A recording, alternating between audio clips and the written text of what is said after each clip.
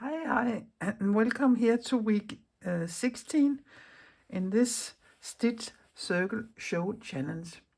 If you just have hit this video, please find the playlist below here and go and watch week 1.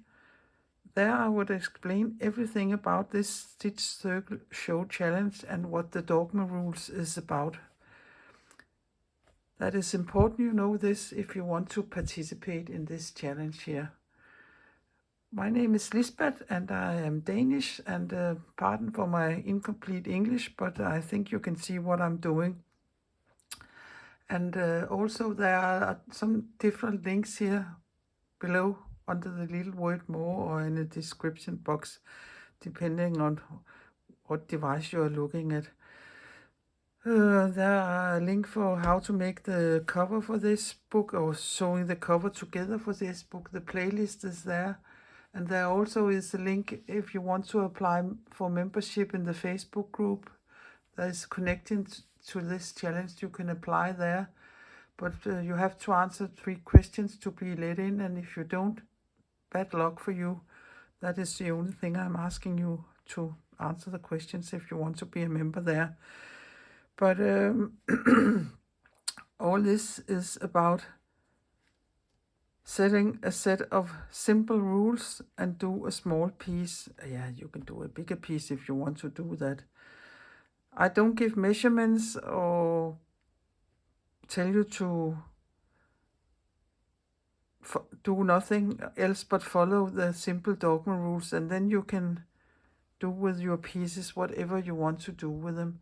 And if I use materials, you don't have try to translate it or use something similar, because I don't really expect you to rush out and buy new stuff. That's not the meaning of this challenge at all. Use what you have and use something that is similar to what I'm using. And I would also say, holy Moses, there's a lot of really interesting and funny and beautiful and nice and wonky pieces to look at if you're a member of the Facebook group. I get so happy when I sit down and scroll through all these different pieces you have made. So interesting. Yeah, so let us begin. Not all this talking. Today I start a new spread, so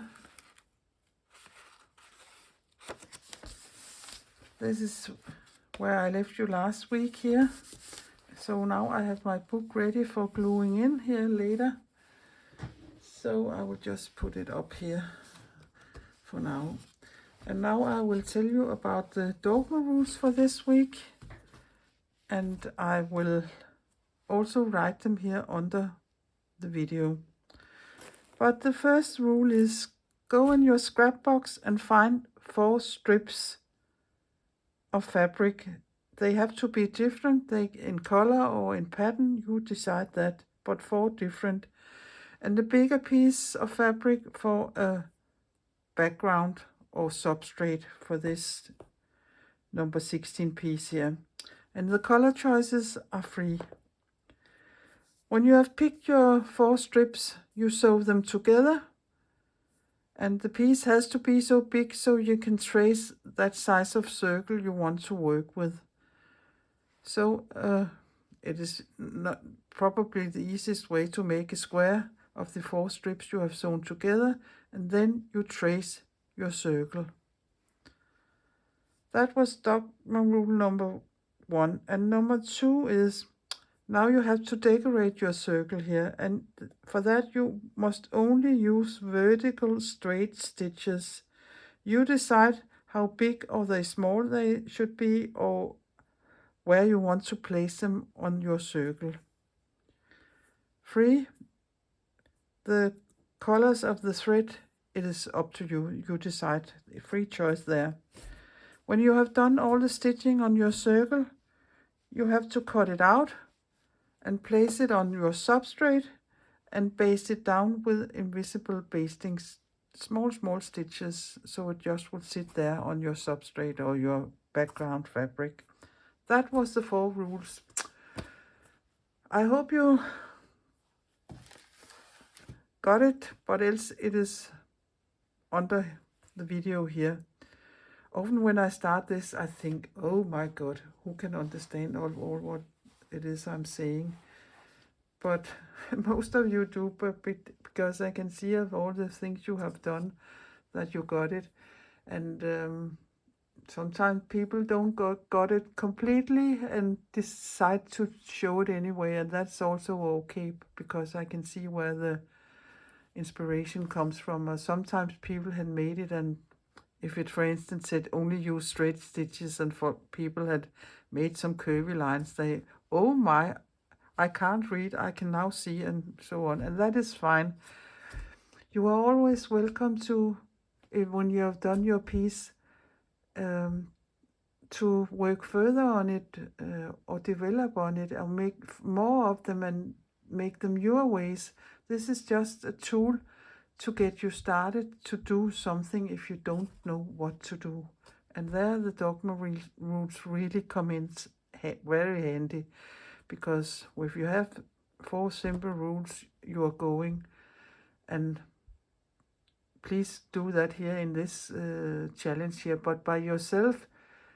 There is no embroidery police who will come here and you can do what you will. It can develop during your working process, and that is also fine. But enough of me talking. It is close to my heart, this thing, you can perhaps hear. But let us get started with today. Not today, this week. I get so excited by this. So I have my scrap box here, and I will just start taking things out I think I like. And I think I'm going to make a fall colored landscape here. I know I only have to pick 3, but sorry, but I will pull some out and see what I like and what I don't like. That is the only way here, and it is with that this way with most of things here in life. See what you like and what you don't like.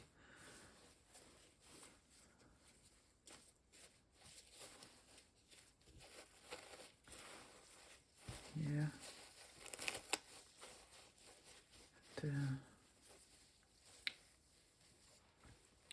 Perhaps I have taken up enough out, because you can always look in the box again. So let me see here if I am in frame. I am not, but I have to be a little closer here.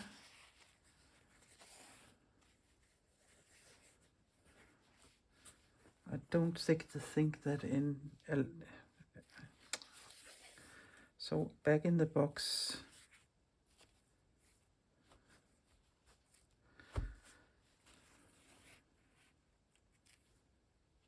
I think I like these 4 pieces here, not that one, and that is too small. This one could perhaps work. Yeah, back with this one. So now I'm on to 3 pieces, not 3, 4 pieces. Oh my God,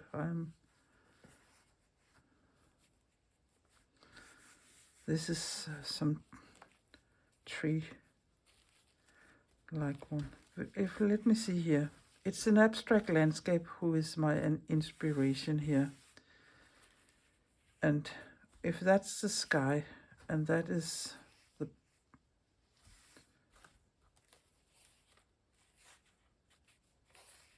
the ground, for instance. And I like my pieces to have different widths.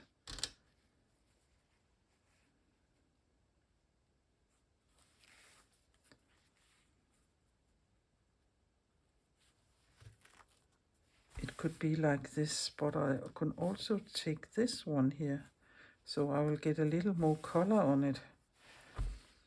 I think I can make a square if I sew them together. And let me see here.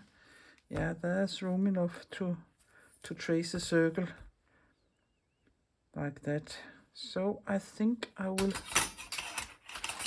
go with this. So you can see this is a small piece, this is a bigger piece, this is in the middle, and that is in the middle. So I think I will go with them. You can try here again. No, I think it needs that pop of orange there. So I will just cut a piece of, I will line them up here in the same width, or approximately.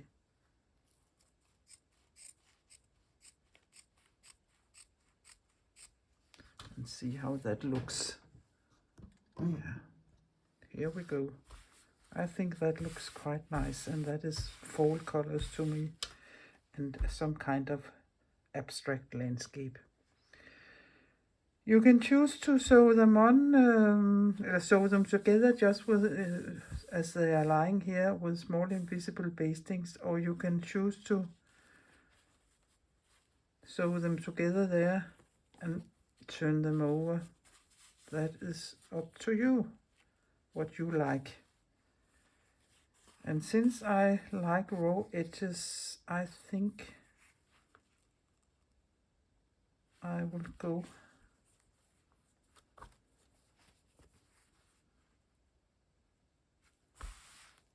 for this here. So I will just make some very, very small invisible bastings and stitch them together. So I will find my needle and some thread and show you what I mean about invisible basting if you don't know that.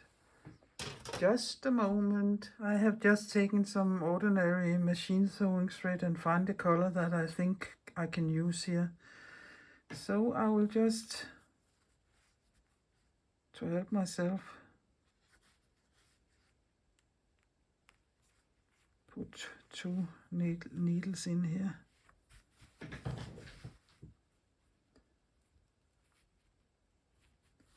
Like this. And I have threaded my needle here. So invisible basting, and I think it will be hard for you to see here, but invisible, I can show you here on my little piece here. Oh, there's a leaf hanging on there, and there. Perhaps it is easier to see here in the light color fabric. But invisible basting, think of it was 2 layers I was sewing together. Then you come up and you go 3, 2, 3, 4 threads backwards, and you come up about 1 centimeter or half a centimeter, that doesn't matter, up ahead of you. And then you go down again 2 or 3 threads backwards, like a back stitch, and you come up again forward.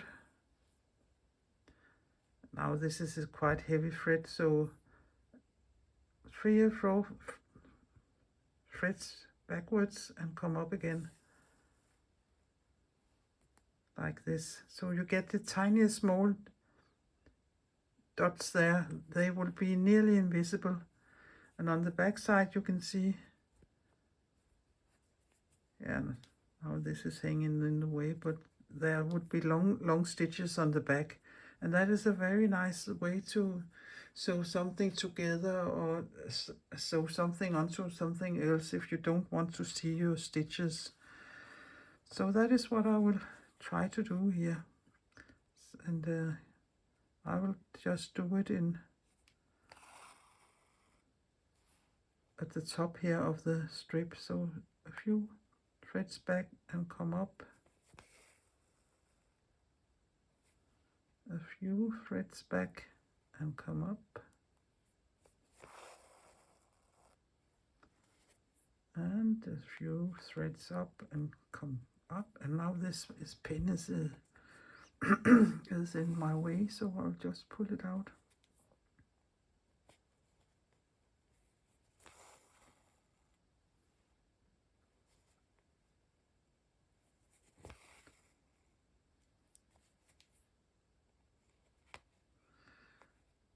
So, but you're welcome to have turned edges if you like that better. That you can decide. But I like these frayed edges here. In this piece here I do. Sometimes I use one thing and sometimes I use another thing, depending on the way I want my piece to look. This doesn't take very long time to do.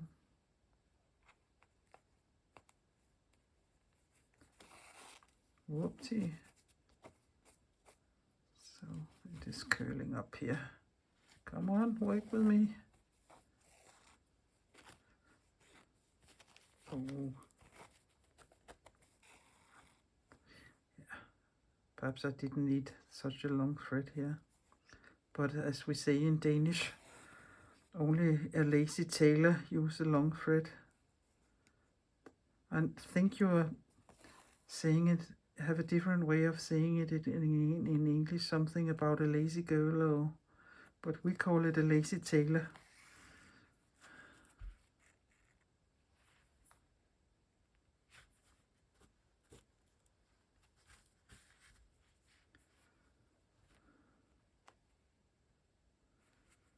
So I'm nearly at the end here.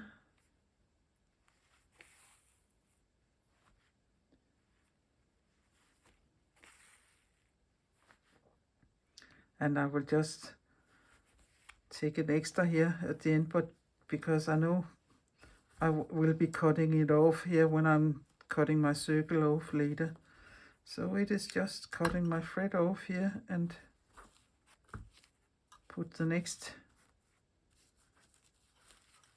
piece on, and I think I want it that way because I would like the frayed edges. But I will sew these together and be back.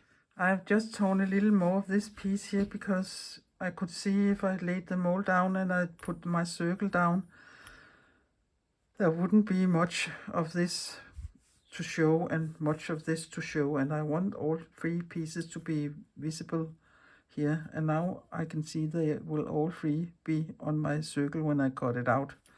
So just take care of that so you got all four pieces showing in your circle. So this is sewn together and it is looking very nice, I think. So I will trace a circle, and I have this will be my substrate, and this is 14 by 14 centimeters. So it can be in my book. And then I have taken this here, and I can see it can just be there, so I will use that for a template. And I can't look through there because it's a button or something, but I know I want this side of it where there's most of the orange color there, so it would have some pop. So I will go,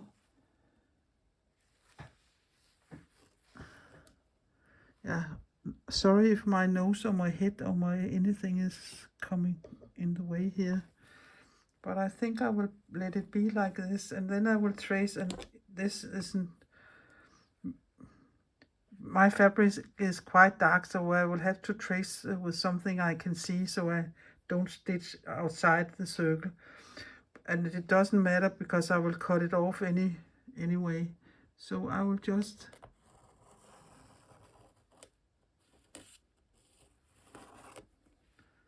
trace around it here.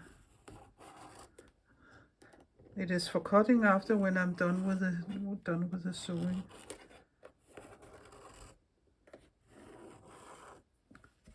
Yeah, I think I can see it.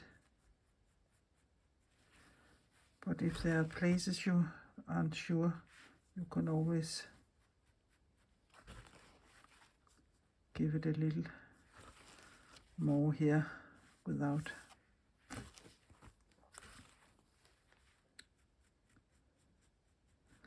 Yeah, if you have a white pen, you can of course use it if you also have dark fabric like I have, but do the best you can. There isn't any reason to sew out here when we are cutting it off, when we're done sewing.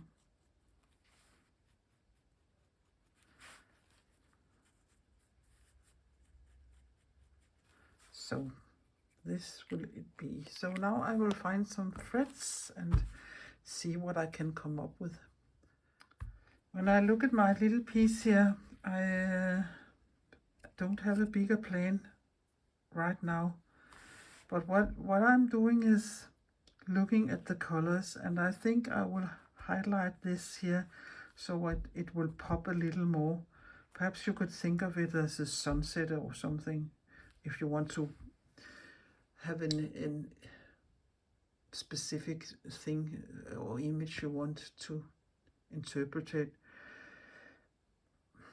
But it is abstract, so yeah, it is up to you. Some people like to make things that looks like things they know already. I very often do it abstract, but I have chosen this hush orange here, and I think I will start doing straight stitches there and there and there and there, and then we can see how it goes. So I will just come up here, and by straight stitches I mean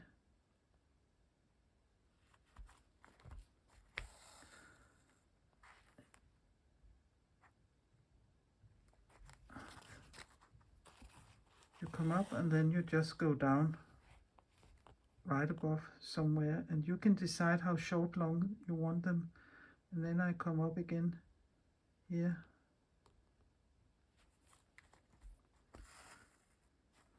and go down. And this is what I mean by vertical straight stitches. You can make them as long or as short, or the width between the stitches, however you like to do it. But I think I will start by doing like a little cluster, yeah, what can we call it here, of them.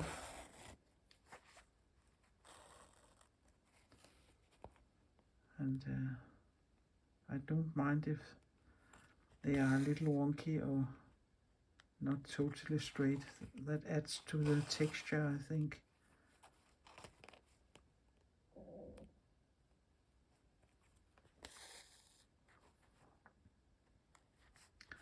But this is a straight stitch, a vertical straight stitch. So I will stitch there and see how that looks, and then I will decide what I will be doing down there. You don't have to do it where you have overlapped your fabric. You could also do it wherever you like to do it. Like this.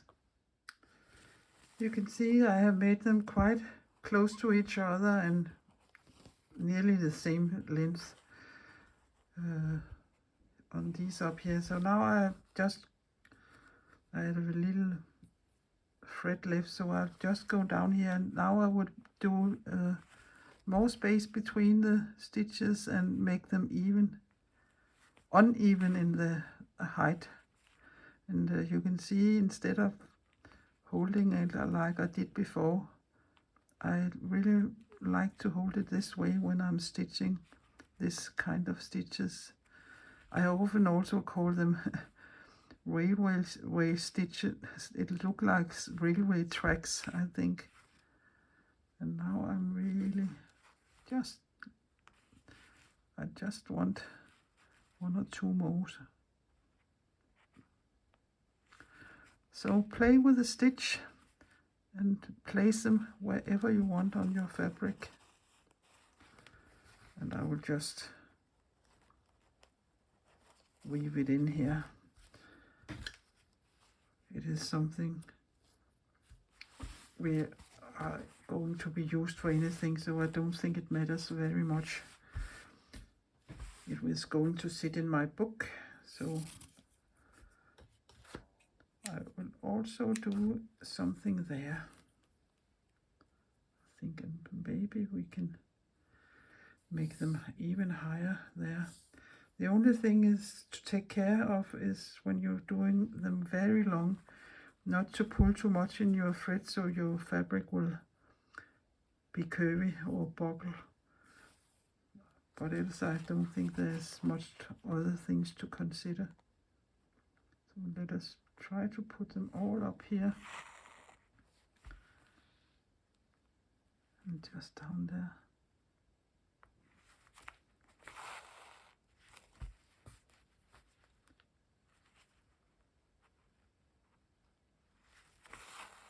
And a little more space between them. Of course, there's a limit for how long you can make them. But this piece is going to lie flat, so I think it is fine. And this is, I do something once in a while to be sure that it is lying flat.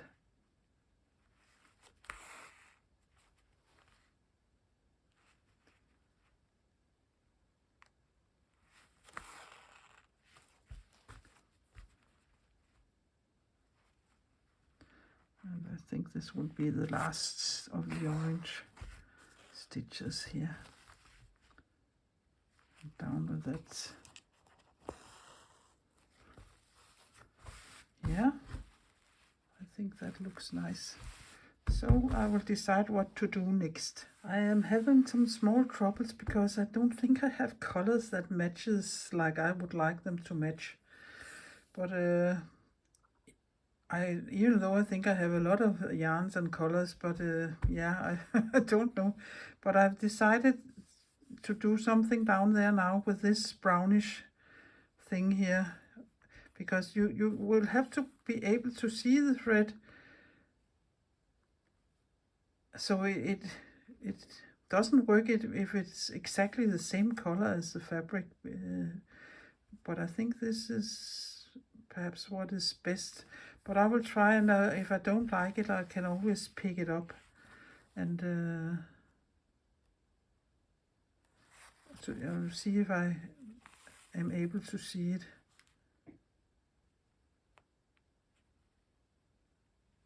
But I think I am.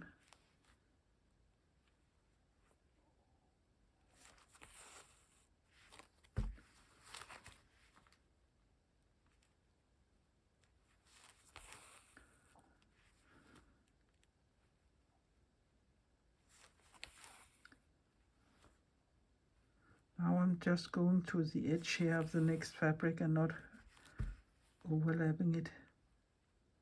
And I put them really close to each other here.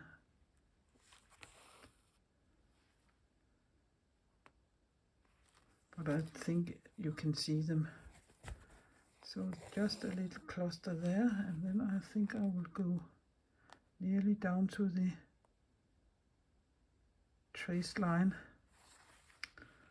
and do some there, some different ones.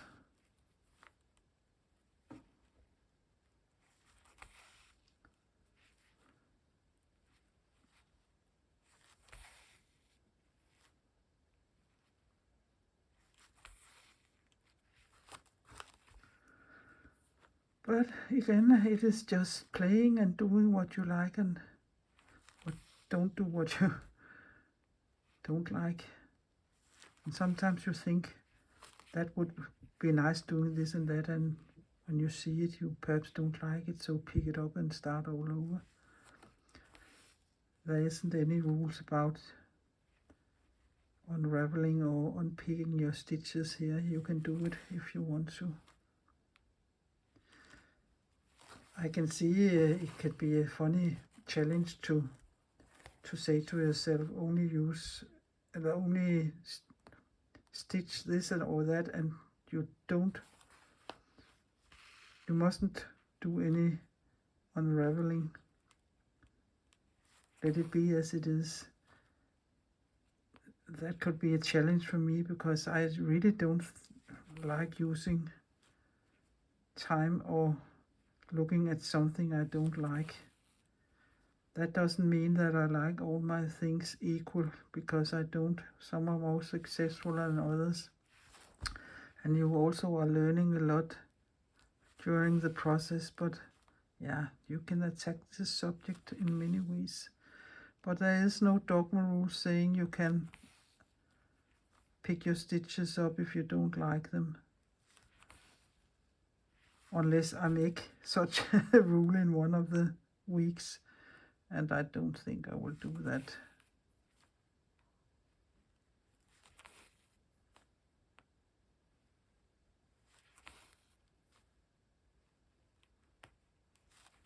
But I will continue with this and find out what the next will be. Now I think I want to do something in this, on this fabric here, and I have this thread here, and I think I will do only something in the light lines that are running there in the fabric. So let me see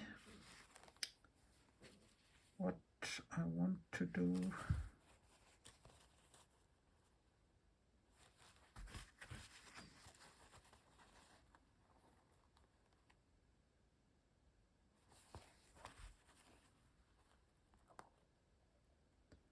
I can start here.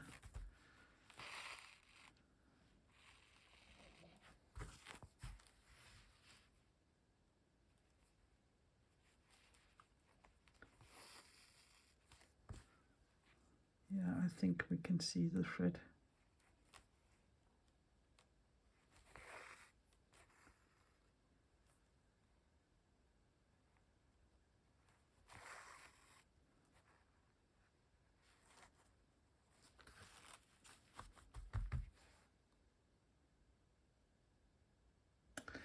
And now I can see I broke my own rule. This is not vertical, that is horizontal. So I will pick it up, because if anybody is supposed to be following this rule, it is me. But if I were doing it by myself now, I would have broken the rules and done it like I started to, because I think it looked nice. But we will have to do it differently, because I will do as I told you to in the Dogma Rules set.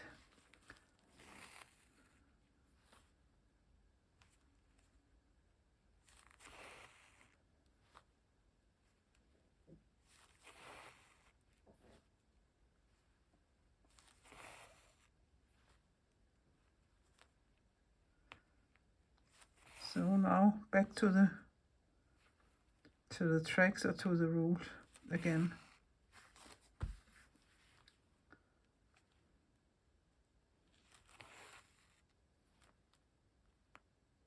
I won't be doing it all over the long light green lines. I will just do it some different places, I think.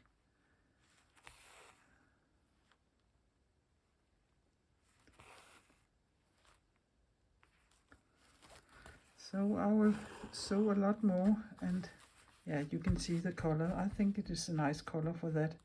And also it is important for me, I don't know how you will have it, but it is important that the colors speak to each other like they are, and belong together. They don't have to be in the same color family, but because they aren't, but they have to look nice together. So, yes, I think that will be enough stitches for this little circle here. But of course you can stitch as much or as little as you like. So now for the really nerve-wracking thing, and that is to cut this circle out. So I will just take a good scissor and follow my traced line. And here I am in trouble because I can't really see. But I'll cut it out. It is something with the light and how I'm holding it. But just cut it out. So there it is, my little circle, and hopefully you haven't sewn onto the edge so you will cut your stitches off. And here is my background I want to place it on here. So I will just give it a dab of glue there, so it will be sitting there while I baste it down, so it won't be running anywhere. And I will baste it down exactly as I did on the 4 strips. And then it would be ready to put in my book. And I think it looks quite nice. A little abstract landscape in a circle. So this is what it looked like after I have been basted the circle down. And you can see here on the back it looks like that. So now I will just put it in my book. And here I don't have to decide which way is going up and down. That is obvious. This is the way it is going to sit in my book. So I will just take my usual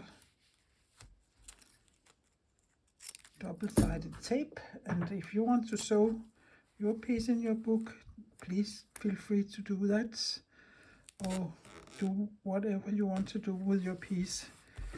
It isn't a must you will have such a book like I am having, but you can do all sorts of other things with it. Let's place it down here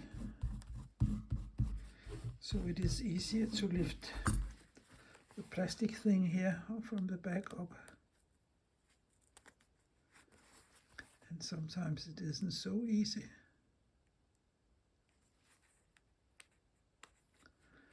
And this is one of those days here.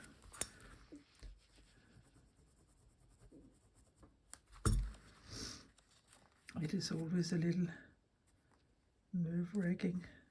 Yeah, it won't work with me today. I think I'm lifting all the tape up, the glue up. I will fiddle around with that. So I succeeded at last. So now I will just